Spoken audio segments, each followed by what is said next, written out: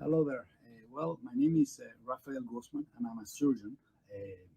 I also have this deep passion for how to use technology in a smart way in order to improve what we do in healthcare and what we do in education. For many years now, I've been exploring the fields of telehealth, telemedicine, wearables, how to use artificial intelligence algorithms in medicine, and also how to use gadgets that initially were designed and created for play, how to use those gadgets in order to potentially save lives. Back in the days when we were using iPod touch devices to connect different healthcare centers of the telehealth network in order to provide acute trauma consultations, to when I did a TED talk in this theme that really made me think that as surgeons, we are innate educators and communicators. That started a career of discovering exponential technologies for an exponential era, right? 21st century already.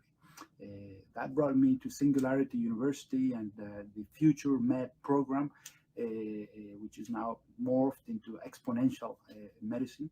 There I met the inventor of Google Glass, and very shortly after that, I brought Google Glass to the operating room. It was the first time that an operation had been done live with the use of Google Glass, and all I was doing was trying to show students my perspective of the operating field and connecting with my students remotely to bring them to my perspective and to my point of view again, talking to them, answering questions, asking questions. So the potential of this device that was back then very sexy and popular to improve how my students would really learn.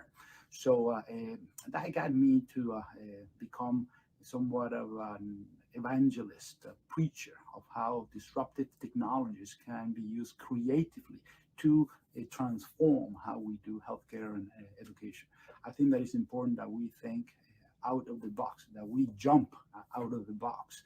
I think that it is really important that we not just practice that we not just preach that, but we also train the next generation of students, the next generation of providers to have this mindset, to have this mind frame. For the last several years, I've been topping tapping the field of virtual reality, right? What is virtual reality? Well, basically being immersed in a digital world, a world where you're completely isolated from the real world, but you can be a completely immersed in a, a an experience. Could be an experience to control your pain and your anxiety perioperatively, which is something that has been used for the last few years. And some of the pioneers on this are the Cedar Sinai people with applied VR and embodied VR and many other companies out there that are creating a immersive experiences in order to control pain and anxiety perioperatively. From that to trying specific treatments like PTSD, post-traumatic stress disorder. There's been an explosion of software applications. XR Health, for example, is got a great platform that is also being a successful business model, I believe, and also a very innovative way of engaging, patients, providers, and administrative, the payers, in order to make real interesting and positive use of these platforms to prevent and treat disease. From there, we can go to AR, right? Artificial augmented reality, where you basically have a digital reality superimposed to a physical or real world, and you can have devices, tablets, mobile portable computers like this one, smartphones with the AR core or AR kit enabled, that you can see this reality basically through the screen, superimposed to the physical world. And when you can manipulate this reality, you get into what we call XR or mixed reality, right? So it's something that is evolving very quickly. When we talk about mixed reality, we have to talk about MXR or medical XR, medical mixed reality.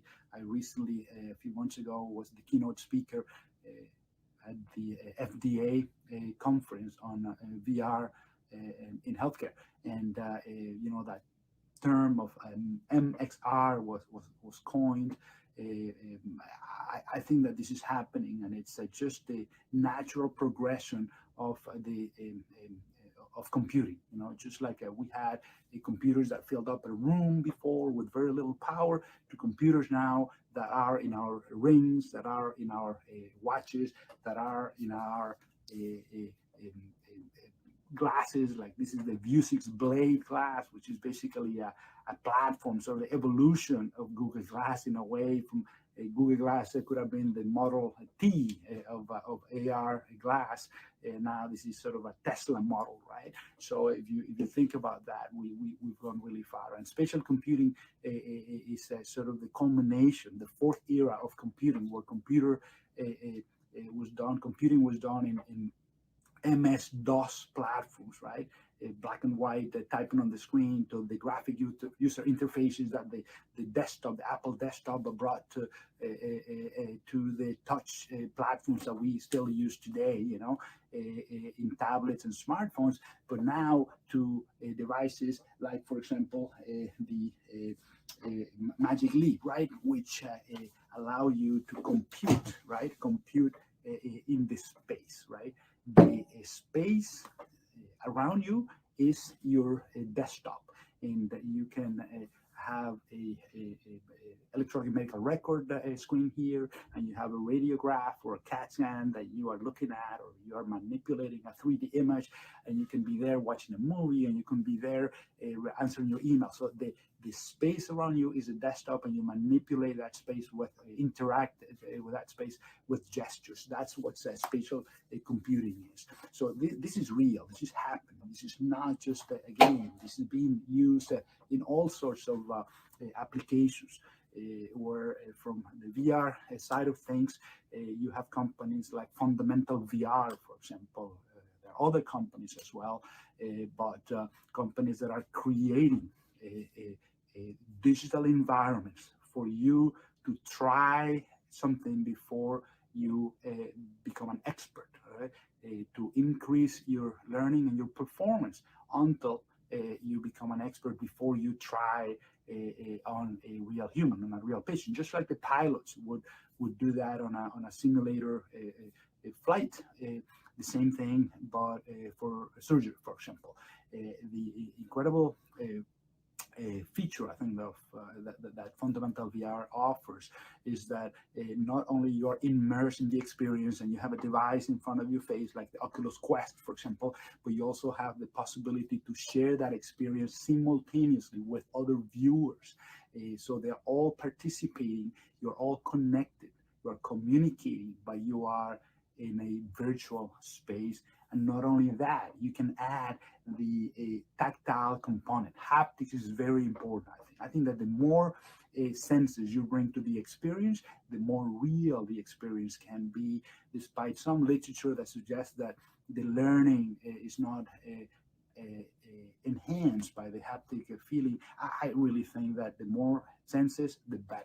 There are companies like OVR, which is a company based in Vermont, where you have a chip that you put on your set, your Oculus, for example, set, and you can smell the world that you're seeing.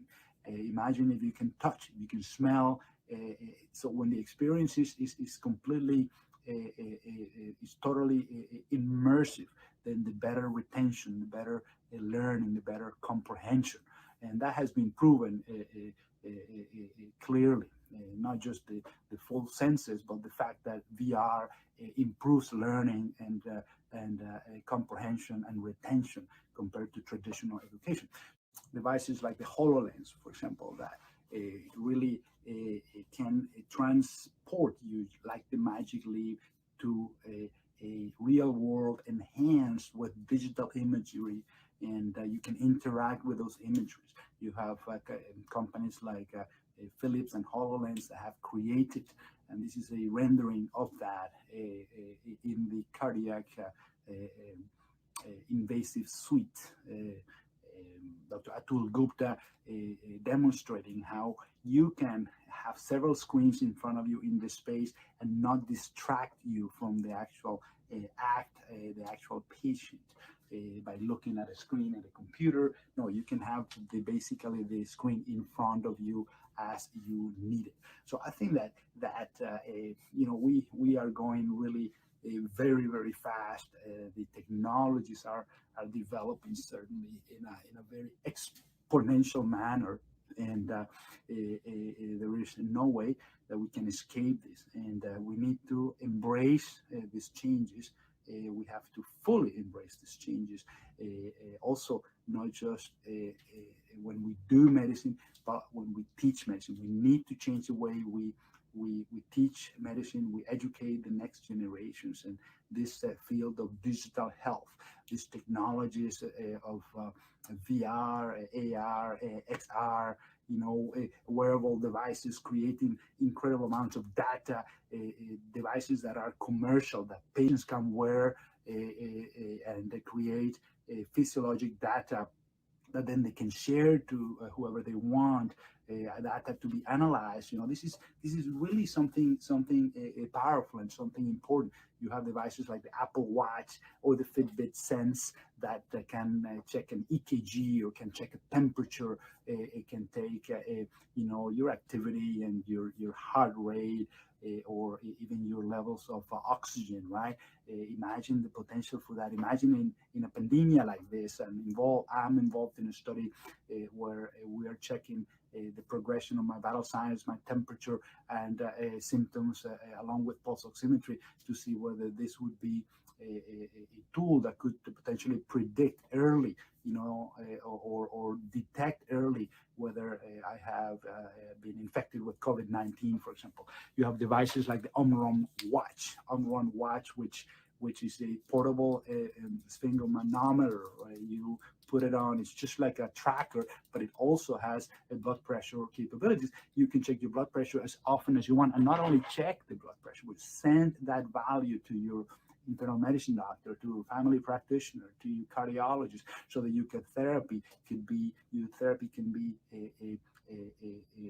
adapted to your reality in regards to your blood pressure numbers, not just one blood pressure every time you go to the doctor or a few times when you're at home or at the clinic, but a continuous almost monitoring of the blood pressure, giving a more real picture of what the real blood pressure physiology is. So there are many things that we have today that potentially can affect how we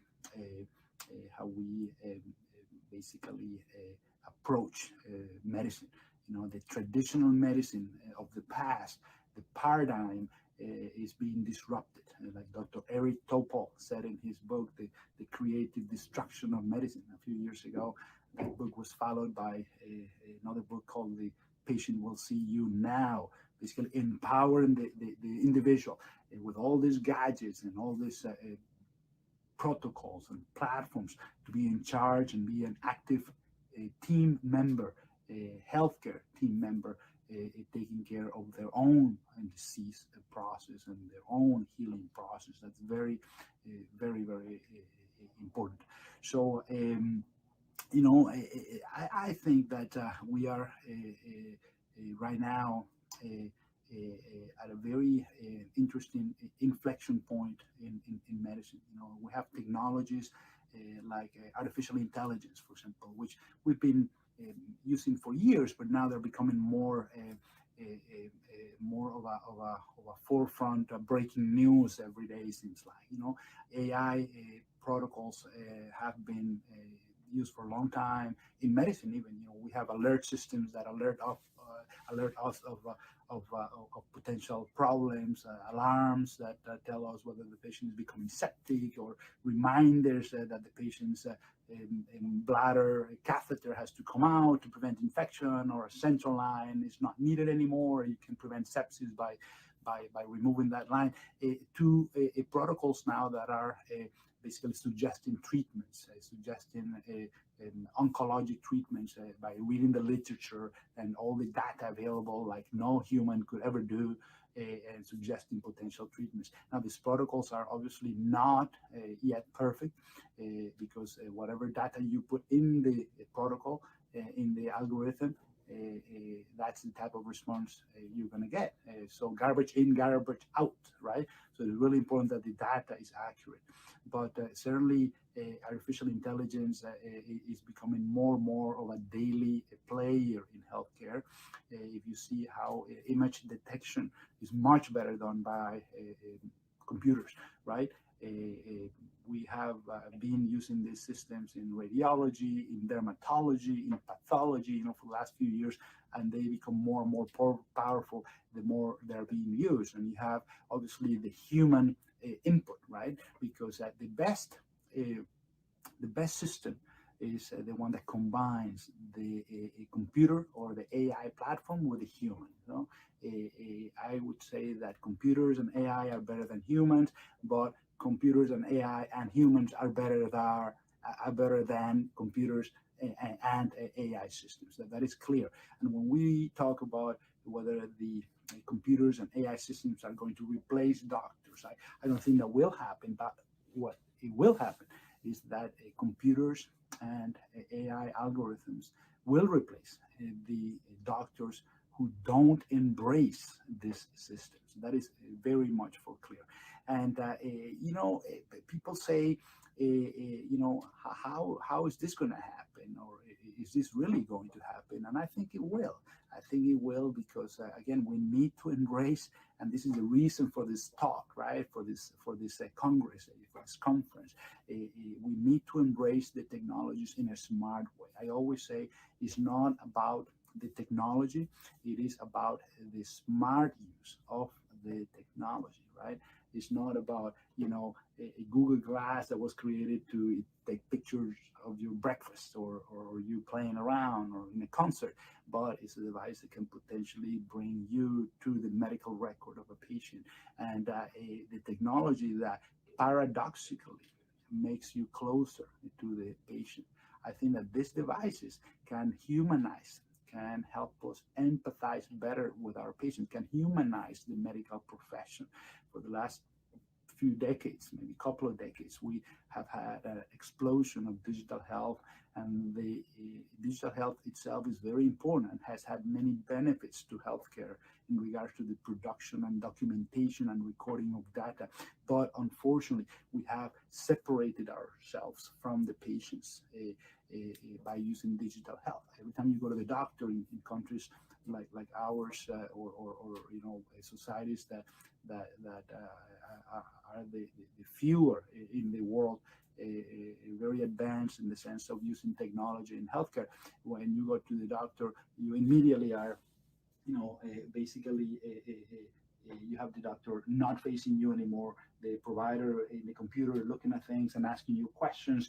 You're being separated, even physically, from the provider. Because of the technology. But if you use the technology in a smart fashion, then you can have devices like, for example, the Blade, and you can have the computer information, the data in front of you, and the patient is there, and you're actually being more direct and human with the patient.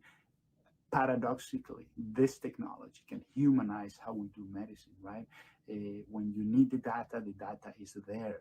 You're not looking at the data all the time and distracting yourself. Like if you're driving, you're not looking at the rear view mirror all the time. You're only looking at it when you need to see what's behind you.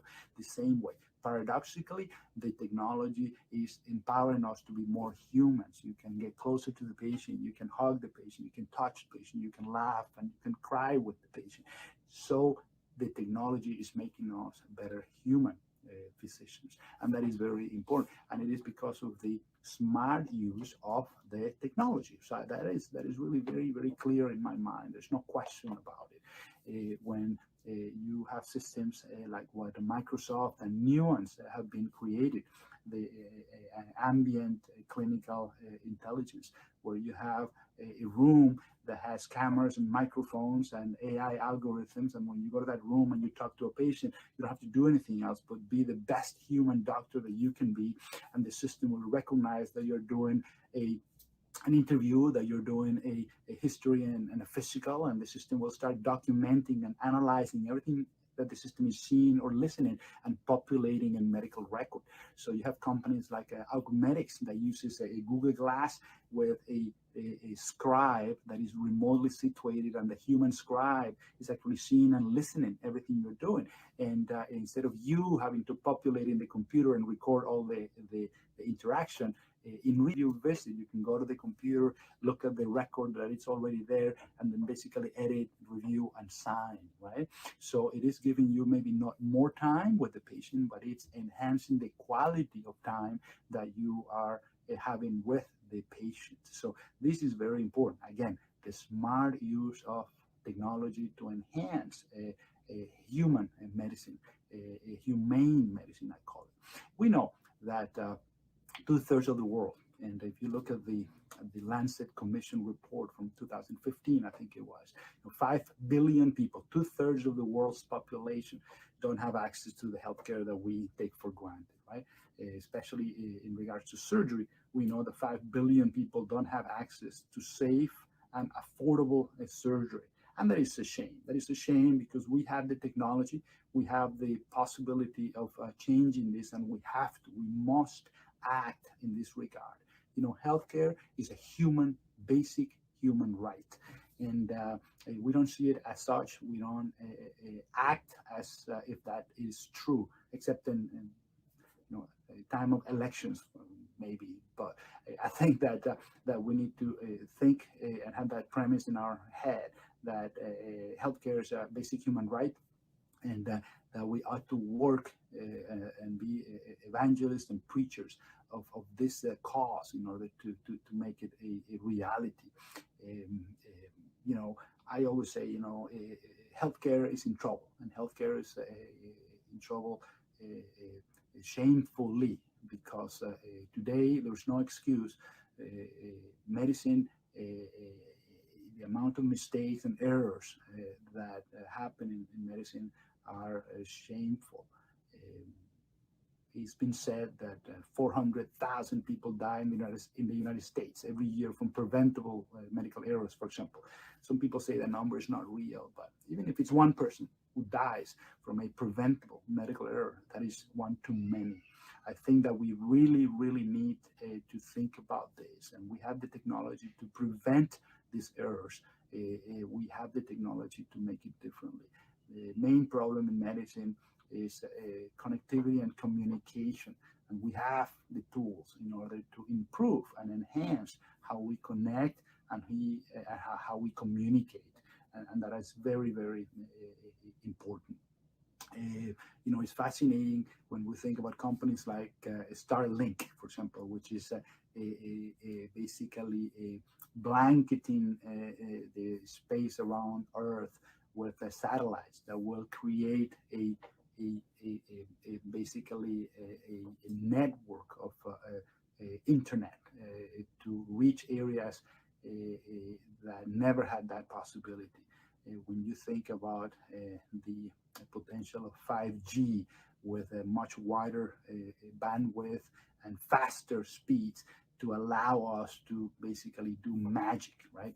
Exponential technologies, right? When 5G takes on, for real, I think that it'll be really, really exciting. You have almost a year ago, more than a year ago, a group of Chinese surgeons did a remote surgery, robotic surgery, all wirelessly based on a cellular 5G network.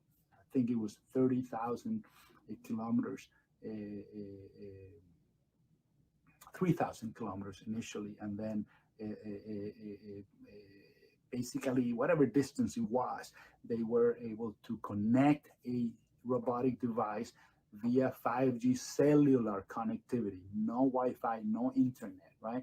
And they were doing remote surgery in real time with an unperceptible delay, imperceptible for the human senses. So and that was almost a proof of concept, but it was actually a real surgery. So imagine where we can be. Imagine how we can extend the reach of the expert. We talk about telemedicine and we talk about telehealth and tele everything, right? We're trying to do telehealth for many decades, and suddenly within a week or so, the COVID-19 epidemic basically made it happen, right? All the barriers and hurdles and obstacles were suddenly they disappeared. And now in many places of the world, in most places, telemedicine is being sort of rightfully and legally and smartly used in order to connect people, not just in healthcare, but in education and in entertainment and any other way of human endeavor. But in healthcare, it was amazing because we were trying to do it for years and we couldn't really do it right. And then suddenly, boom, everyone is connecting, and we are actually able or the system is able to monetize and to have a real a visit and a telehealth remote visit being built the same way, which is important, obviously. But it's really about communicating and connecting. I don't talk about telemedicine. I talk about telemedicine as the same thing as medicine, because the tele part is just another tool. I can see you by video. I can talk to you on the phone. I can send you an email. I can see you physically in the office. They're all part of the same spectrum of connection and connectivity between provider, surgeon, doctor, and the patient. We are connecting now by a screen, right? But now there are technologies.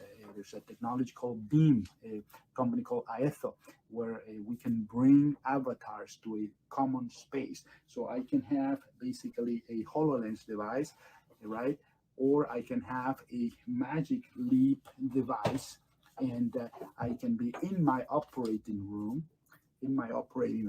and the Magic Leap device is basically bringing you one or many people, avatars, right? Virtual avatars, but virtual avatars that are physically located anywhere in the world. And that avatar is connecting with me, and we are actually interacting with the same digital and almost physical space. So the immersion of that meeting, of that connection, is almost real. The avatar has a real movement of the lips and the face and the upper body. So you are chatting with someone in your physical space through a magic device like the Magic Leap, for example, or even a smartphone or a tablet or a HoloLens too. And you are doing a teleconference with multiple players, all avatars, representations of real people situated anywhere in the world, as long as you have connectivity. And not only that, but you are also interacting with digital images. I can have 2 or 3 people in my operating room, and these 3, 4, X number of participants, we can all interact with, let's say, a 3D reconstruction of a computerized tomography of the liver, and we can all learn, or we can all basically have the same image, and from our perspective, we can look at that liver and discuss what the best approach to the operation is. So it's almost short of teleporting yourself, like in the Star Trek Star Trek a movie. I always say that science fiction is really the prediction of what's going to happen in the next few years, and that is true. We're almost sort of teleporting ourselves, and you can see this in here where this is actually a couple of years ago, a company called Ventana, VNTANA. They were live. Teleporting a hologram of a doctor talking to someone on stage, thousands of kilometers away in real time, almost as if the image was physical. So it is a reality. I think that we have to realize that technology is becoming more and more exponential, and we are going to be able to democratize access to global health in ways that we never thought possible before, but only if we really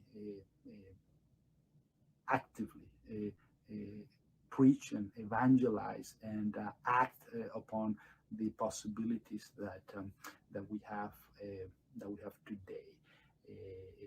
One of the companies that I advise is called Nanox Vision, and Nanox is creating a portable, low-cost, high-risk enabled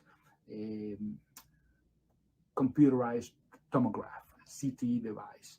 Imagine a device that costs $10,000 and is portable, and you can bring it to any location in the world, and you can have access to tomographic images, not through a device that could be hundreds of thousands of dollars and not mobile. Imagine the care, imagine the potential of accessing imaging diagnostics anywhere on Earth. That is the paradigm, changing the paradigm.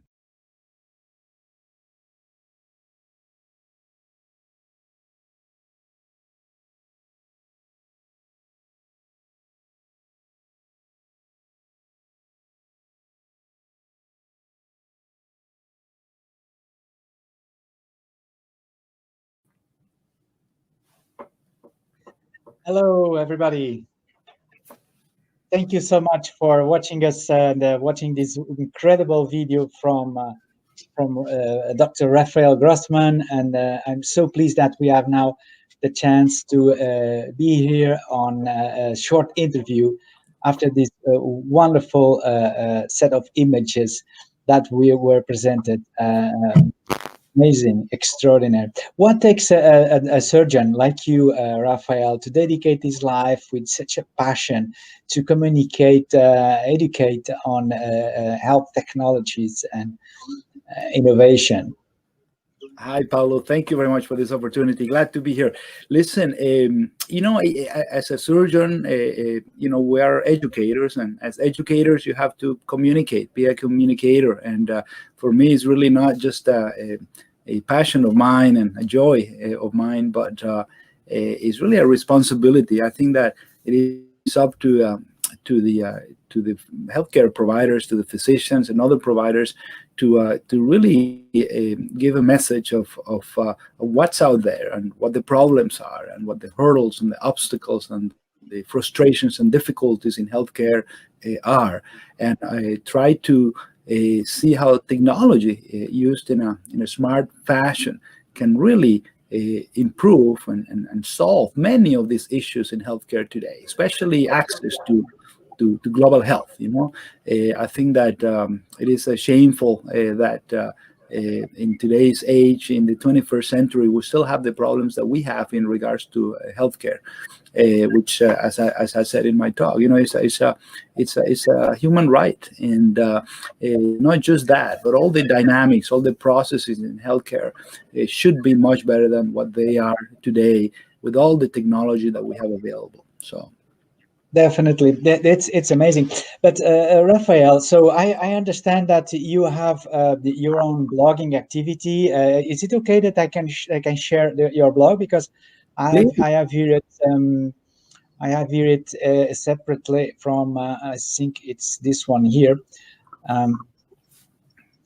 It's a blog that you have created. Yeah, it's it started as a blog and then morphed into a website.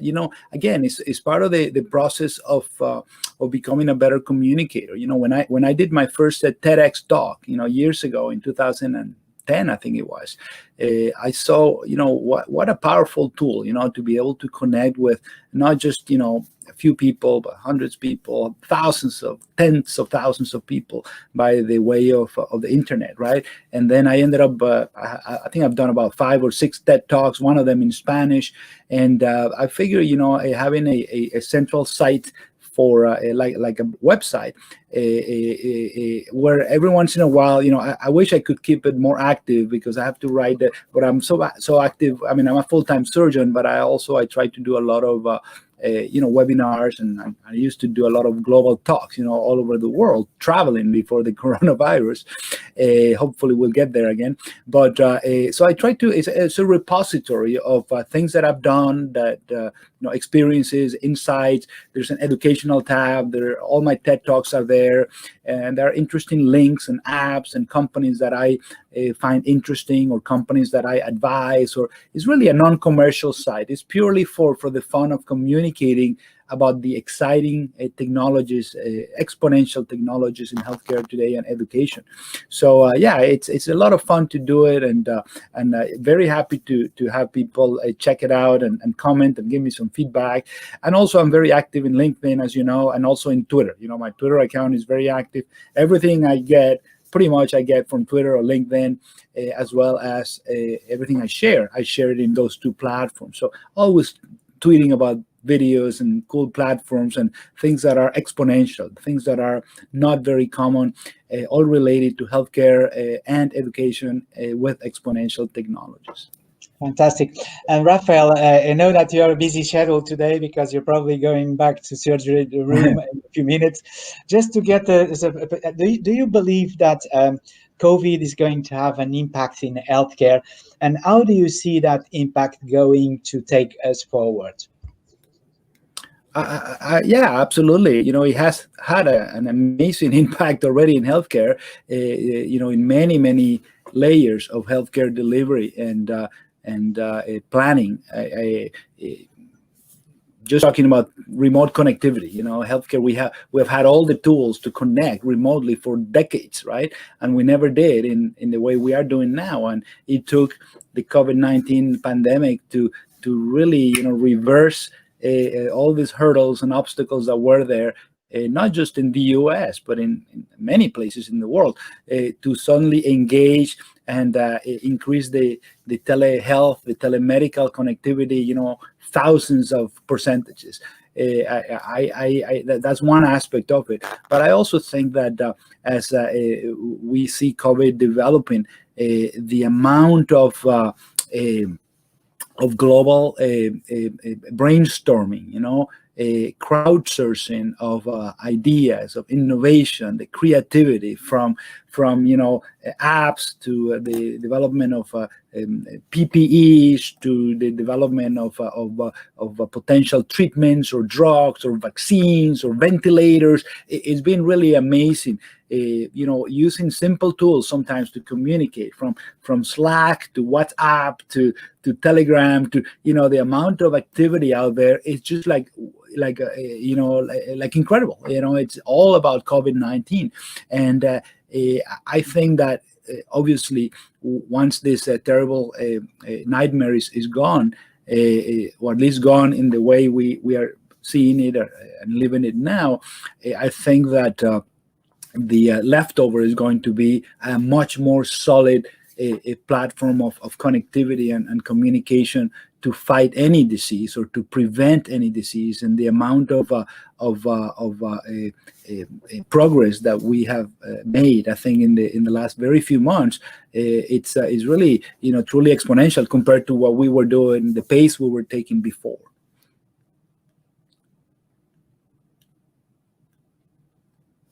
I can't hear you.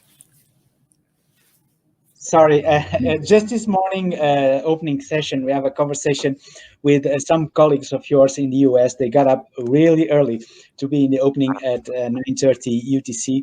here with Suzanne Gaunt and Charles Alesi from IMSS, and Suzanne Gaunt, the CEO and president of iShom, as well as other colleagues of yours and chief medical officers. And one thing that was raised is that there's currently in the US the lack of trust on data shared by big players like Apple and Google. People don't trust their health data on these big players. Is this the case you also experience, and why is this happening? Yeah, I don't know if I experienced it or not. I just read that in the news, and I think that it's all been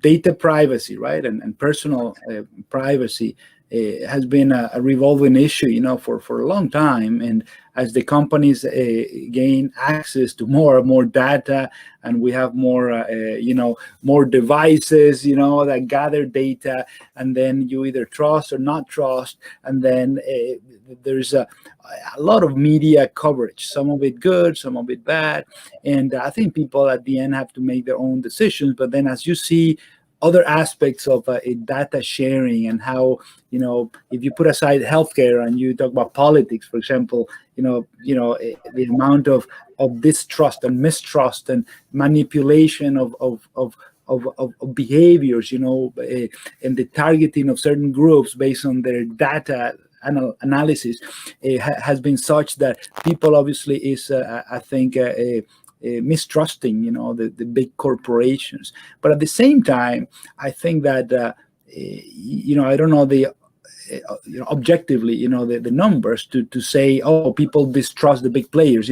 If you ask me, everyone has seems to have an iPhone or an Android phone and some sort of watch, or a Fitbit Sense, or an Apple Watch, or some sort of a wearable that is connected to their devices, which is connected to the cloud, so people distrust data, and at the same time, the amount of data being shared willingly, it's insane.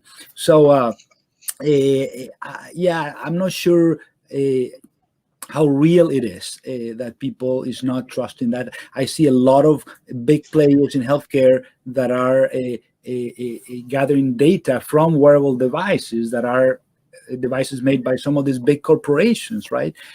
I think that when we talk about Apple devices or Google, or devices, Android devices, Fitbit devices, I think that it's a bit different than what we see with data is shared, let's say, in platforms like Facebook or Twitter or WhatsApp or Instagram. I think that it is a little bit of a different game. I know a lot of people, including myself, who basically shares physiologic data, with the big players. In my case, I have an Apple Watch. I have a lot of wearables because I love to kind of compare them, right? So I have an Apple Watch. I've been measuring my pulse oximetry on the Apple Watch and sharing it, right? And there's many studies that are happening, and I basically share my data willingly, because that's how the science will evolve. I think I have a Fitbit Sense, and the same thing. I have an Oura ring, so I have a lot of wearables that send data to the cloud, and all being analyzed and used to create better hypotheses, or to at least create conclusive studies that could make health care better at the end. Definitely. So definitely, you trust that science will benefit from this data sharing. Absolutely. And that we should all be doing our part on doing this data sharing. And definitely, how about your patients, Rafael? Do you have some sort of connection, that data connection with your patients, with wearables that they use that feed you directly to your own information system of your practice. Tell me a little bit about that and how you feel that that's going to be more and more part of everyday doctor life, being a digital doctor. Yeah, I personally don't. My a lot of my patients have devices, and they share the data with me. But it's not part. I'm an employed physician, so it's not part of our hospital's sort of a system. But at the same time, our hospital system, especially not so much the surgeons, but the primary care providers and the general practitioners, they have ways to connect wearable data from different apps or devices to the healthcare record. I can put, for example, my healthcare record in Apple Health, right? If I want to, and any patient can. So in that sense, it's very connected. I think there's that level of trust right now that this is happening, and I think that this is definitely going to be the future. There's no way that all this data is going to be just lost to be analyzed in patients or to be shared in Instagram and Facebook only. I think that there is a very clear need for the continuous, in a way, data to be populating the cloud healthcare records in order to have a better picture of what your health or not health is. So I think that this is definitely the future that is becoming more and more clear, slowly, but definitely surely. Definitely. And I realized that you have a very unique LinkedIn headline, like you're so proud of being an immigrant, right? And I see that you have a flag of your country. Yes, you're both an American, but come on, you're more an American now than anything else. So no. I'm Venezuelan 100%. I live here and I'm a citizen of the U.S., but my heart is. Anyways, I think that I'm a global person. I happen to have two nationalities, but I'm a global person for sure. Definitely. So that will be really, really good. That hopefully COVID will allow us to travel, and that's probably fine way to having you here next year in our physical Health Data Forum Summit. We're planning a big event for next year where we were going to have the Portugal will be the presidency of the European Union. So we're trying to make something really meaningful happen, and it will be really great to have you here. I love it. And why not also visit neighboring Spain, where you will be much comfortable, because obviously it's your mother tongue after all, right? Spanish, not English, right? Yeah, correct. Yeah. I was born and raised in Venezuela. I just came to the U.S. to train, and then I went back to Venezuela after training surgery here for 7 years. But then I unfortunately had to come back to, get out of Venezuela. It was a difficult situation back then, as it is now, and basically settled me and my family here. But all my family lives there, and I have many friends also, obviously in Europe and all over the world, but especially Spain, Portugal, and Latin America. I have many Portuguese friends, and very, I love Portugal. I think if I go visit, which I can't wait to do, I probably stay there for longer than I need to.